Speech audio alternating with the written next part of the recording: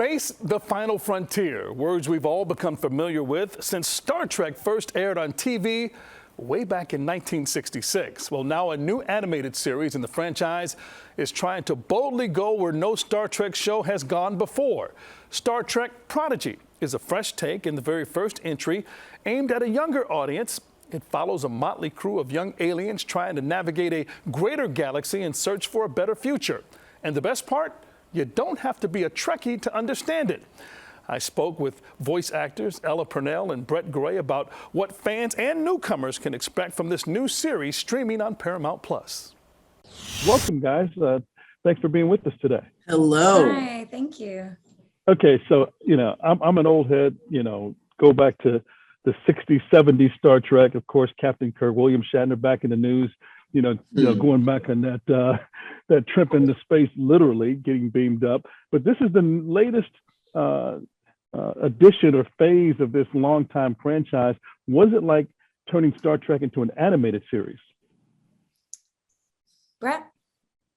Well, it's awesome. There are many other iterations of Star Trek in sort of the animated spectrum, but I think what's awesome about this one is that it focuses on teenagers the entire time that know nothing about Star Trek at all. They're sort of jumping into it for the first time, just like a lot of audience members, especially younger audience members, will be. So you sort of get to go along with them on this journey of finding out really what the Star Trek universe is, what it means to sort of aspire to these higher positions and ranks in their universe. And I am biased when I say this, but I also mean it very much. Ours is so gorgeous. Like, the animation is super so cinematic. Dope, right? It's incredible. Our director, Ben Ebon, and our executive producers, the Hagen brothers, they really paid so much attention to detail and are super sort of collaborative with us on our performances. And so it's just resulted in this incredibly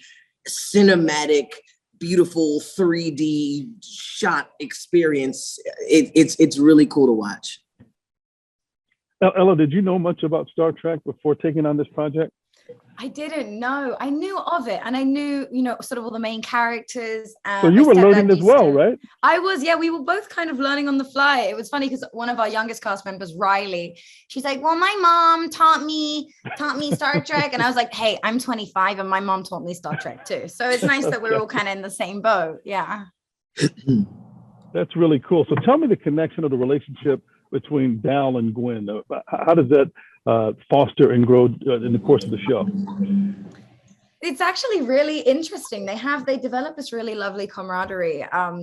So I mean, I'll let Brett speak for himself, but Gwen's father is sort of the villain, the tyrant, the guy that's making Dow's life miserable. And so through association, they start off almost sort of enemies. They're on completely different sides. And throughout the season, they sort of they get quite close. And what's funny is they're always kind of friends. They're lonely. They're both lonely in their own way. And they're the only people that can actually physically communicate. And so I think they both help each other. They resemble freedom to each other in a sort of strange way. Yeah, Brett, what do you think?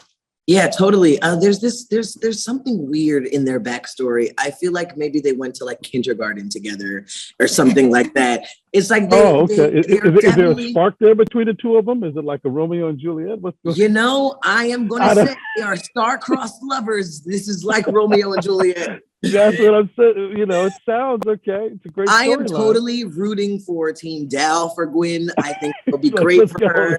I think she deserves someone like Dal. So yes, totally. He's a lot to handle, though. I don't know. Dal's a lot. You'll see what I mean. Woof. Oh, that's awesome. We'll see how it plays out. I mean, you guys are both accomplished on stage and screen. Have you done an animated project before? And if not, what was it like producing this? And certainly, we're still in the midst of a pandemic. Did that present any production challenges? Well, we're finally back in studios. That's really, really fun. It feels like I just like going into work now. I was recording out of my bathroom during COVID. So it was another like interesting experience. It wasn't a 2-for-1, was it? I mean, you kind of like just sometimes you have to blur the line. Okay. I mean, they work from home, Got Yes. it. It's awesome to be able to be back in studios, hopefully at some point in time. I don't know if this is even a thing that happens, but hopefully we get to record in the booth together. I think that would be a great next step. Well, Elle, it seems like you guys already have a connection. Have you guys been able to meet yet, or you just developed this chemistry, through the airwaves? It's all through the airwaves. We're great like that. We're just professionals, no, Brett's remarkably easy to get along with, and it makes press and working together a joy. It's funny because the first time they ever played me Dow's voice, I was like, oh no, they've got that all wrong. And now I can't imagine anyone. Sorry, Brett. I can't imagine anyone else. He's just so perfect for the role. I hope that is true because. Oh, wow. Yeah. I think we should just show this during the show. This is great. I think you should. It's really great for our viewers. And listen, I have 2 little girls. They're going to be 6 and 8 pretty soon. Tell me why they would get into Star Trek Prodigy, why this is something they would like to run home and start streaming on Paramount Plus. Well, I totally have to say, and I do mean this with all of my heart, they will totally love Gwen because she's an incredible character. The voice actress who plays her is absolutely incredible.